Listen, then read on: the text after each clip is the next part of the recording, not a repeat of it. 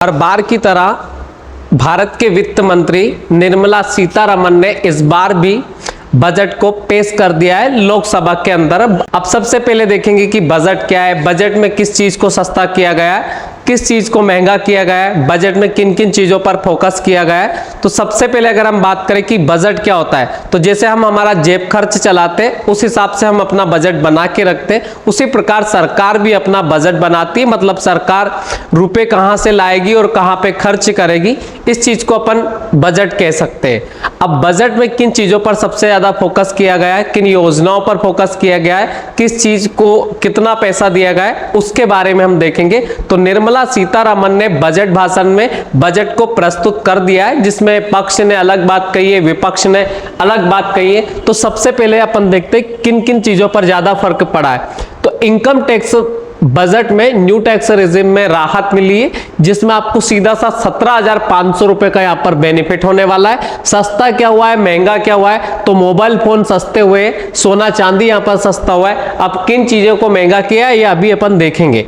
2024 में जो गठबंधन बना था लोकसभा में, जैसे नीतीश कुमार और चंद्रबाबू नायडू को लेकर, तो उनको क्या क्या बेनिफिट दिए सरकार ने, वो अपन इसके बीच में देखेंगे। और उसके बाद संसद में जो संसद में बजट आने के बाद में जो सेंसेक्स गिरा है वो किस वजह से गिरा है, उन सब के ऊपर आज अपन डिस्कस करने वाले। तो सबसे पहले अपन इसके स्लैब को देखते हैं। तो अब तक 7 लाख तक 5% इनकम टैक्स, तो अब पुराना जो स्लैब था 3 लाख तक आपको 0% का इनकम टैक्स देना पड़ता था। अब नए स्लैब में 3 लाख को तो कंटिन्यू रखा है, नया स्लैब सेम ही है, पर 3 से 6 लाख तक आपको यहां पर छूट दे दी गई है। यहाँ 5% है और यहां पर 7 लाख तक दे रखा। तो पहले 6 लाख तक था ये स्लैब और इस स्लैब को बढ़ाकर 7 लाख यहां पर कर दिया गया है।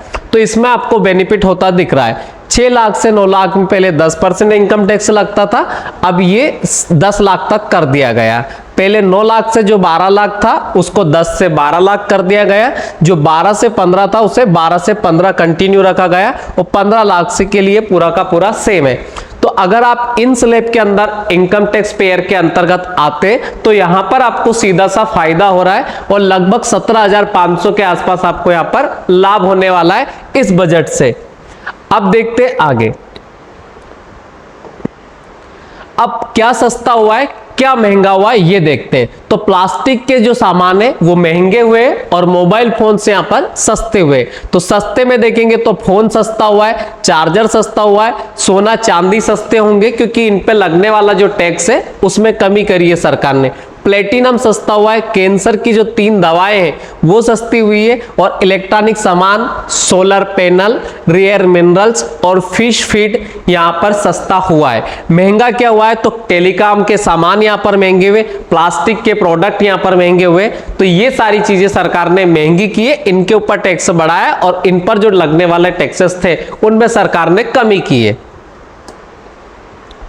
मुद्रा लोन की जो रकम थी, पहले 10 लाख तक मुद्रा लोन दिया जाता था, उसको बढ़ाकर सरकार ने 20 लाख कर दिया है। सिडबी की पहुंच की अगर हम बात करें, जो स्मॉल इंडस्ट्रीज के लिए जो बैंक है सिडबी, तो 3 साल में नई ब्रांचें खोलेंगी और 24 ब्रांचें इसी साल खोलेगी, जिससे लोगों को बेनिफिट हो। 50 multi product food unit setup किए जाएंगे और फूड सेफ्टी लैब खोलने के लिए एमएसएमई मदद उनको करेगी। ई कॉमर्स एक्सपोर्ट को बढ़ावा दिया जाएगा और प्राइवेट सेक्टर के साथ मिलकर नई स्कीम लाई जाएगी। सरकार इंटर्नशिप के लिए 500 टॉप कंपनियां में 5 करोड़ युवाओं को इंटर्नशिप देने का प्रावधान करेगी। सरकार युवाओं को यहां पर इंटर्नशिप देगी और उसके लिए टॉप 500 कंपनियां यहां पर सरकार चुनेगी। उसके बाद बजट में बिहार को सबसे ज्यादा यहां पर बेनिफिट हुआ है और दूसरे नंबर पर बेनिफिट हुआ है आंध्र प्रदेश को। अब बजट में बिहार पे क्यों फोकस किया गया है और आंध्र पे क्यों फोकस किया गया है, आप सबको पता होगा कि इस बार जो नरेंद्र मोदी जी का तीसरा कार्यकाल जो चल रहा है वो बिहार के सीएम नीतीश कुमार और उनकी जो पार्टी है जेडीयू, जनता दल यूनाइटेड, और चंद्रबाबू नायडू की टीडीपी, दोनों के समर्थन से चल रही है। तो बिहार को यहां पर 58,900 करोड़ रुपए का स्पेशल पैकेज दिया गया और आंध्र प्रदेश को लगभग यहां पर आपको 15,000 करोड़ के आसपास दिया गया है।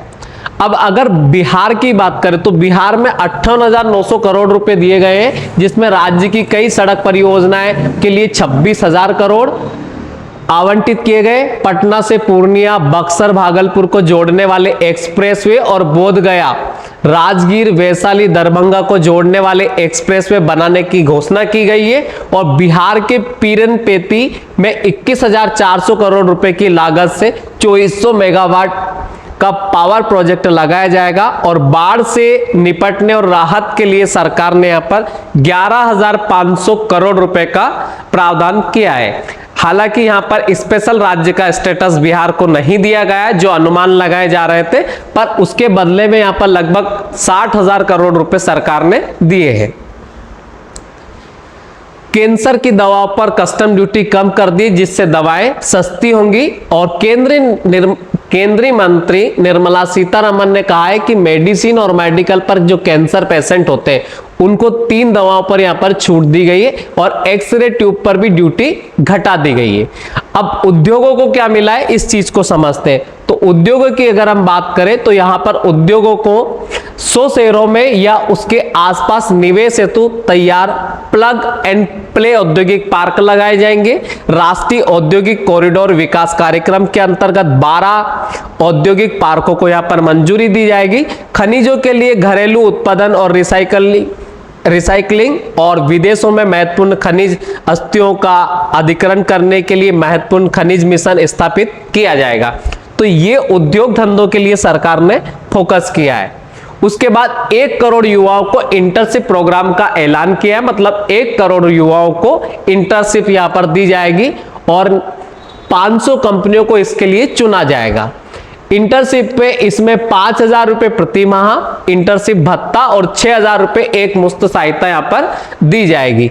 अब अगर हम बात करें बजट में, तो बजट में महिला और छात्राओं पर क्या ध्यान दिया गया है, तो यहां पर उद्योग के सहयोग से कामकाजी महिला हॉस्टल और शिशु गृह की स्थापना की बात यहां पर कही गई है। और उसके बाद यहां पर यह भी कहा गया है कि सरकार संवर्धित कोष की गारंटी के साथ 7.5 लाख रुपए तक की ऋण सुविधा के लिए एक मॉडल कौशल ऋण योजना को संशोधित किया जाएगा और इस उपाय से प्रतिवर्ष 25,000 छात्रों को यहां पर मदद मिलेगी। उसके बाद हम देखेंगे कि विपक्ष ने बजट पर क्या कहा है और प्रधानमंत्री नरेंद्र मोदी ने बजट पर क्या कहा है। तो सबसे पहले बात करते हैं, राहुल गांधी ने ये एक्स पर लिखा है, कुर्सी बचाओ budget, appease allies hollow promise to them at the cost of other state. नीचे लिखा है appease cronies benefit to A with no relief for a common Indian. मतलब हिंदी में इसको समझे तो सहयोगियों को खुशी दी, दूसरे राज्यों की कीमत पर उनसे खोखले वादे किए, दोस्तों को खुशी दी, अंबानी अडानी को फायदा दिया, आम जनता के लिए कुछ भी नहीं। नीचे लिखा उन्होंने कॉपी पेस्ट है, ये बजट कांग्रेस मैनिफेस्टो और पहले के बजटों का कॉपी पेस्ट ही है। उसके बाद प्रधानमंत्री नरेंद्र मोदी ने इस पर क्या कहा कि यह बजट देश को समृद्धि देने वाला है, मिडिल क्लास को एक नई शक्ति देगा। प्रधानमंत्री मोदी ने यहां पर यह भी कहा कि बजट समृद्धि की राह पर ले जाने वाला बजट है, यह देश को समृद्धि की राह पर ले जाने वाला बजट है। और बीते 10 सालों में 25 करोड़ लोग गरीबी से निकले हैं और नौजवानों को अनगिनत नए अवसर बजट देने वाला है। उन्होंने ये भी कहा कि बजट से शिक्षा को नई स्किल मिलेगी या मिडिल क्लास को नई ताकत देगा और यह जनजाति समाज, दलितों को मजबूत करने की योजना से आया है। इसमें महिलाओं की आर्थिक साझेदारी सुनिश्चित होगी और बजट में मैन्युफैक्चरिंग पर भी विशेष बल दिया है। तो आपको क्या लगता है, आपको बजट कैसा लगा, ये आप मुझे कमेंट में बताएं।